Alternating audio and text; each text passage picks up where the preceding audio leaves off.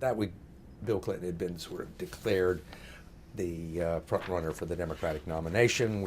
This is a couple of weeks before the New Hampshire primary. It was people on the cover of Time and Newsweek, and then this tabloid newspaper, The Star, which most people, networks have never paid attention to anything that had been in the tabloids. Except on this case, people had heard there were rumors around that Clinton had had a number of affairs when he was a skirt chaser. Had a number of affairs when he was in Arkansas. So the story breaks. NBC runs with it, takes it out of the tabloid and says, this newspaper, The Star, is reporting this. And it becomes big news, and Clinton can't go anywhere that week without being asked about it. And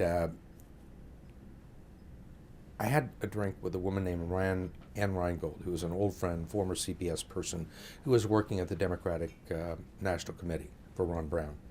And we had drinks periodically, and we went out and had a drink to kind of talk politics and CBS gossip and things like that. And we both assumed that Nightline was going to do that story on a Thursday night.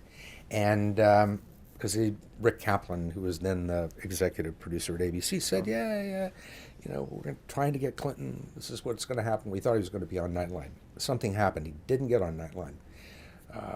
The weather was bad in New Hampshire. There was also an execution in Arkansas that night, and I think that he did not want to be seen. I think he wanted to pay attention to what was going on.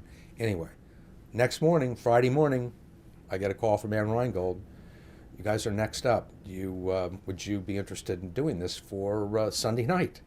We didn't have a broadcast because it was the Super Bowl. And 60 Minutes had been bumped from the lineup. There was a special edition of 48 Hours after the game. So I called Don, and I said, he was in San Francisco, and I said, Don, I just got a call from the Democrats, and they want to do. They want to know if we were interested in doing Clinton. And he says, we haven't got a show.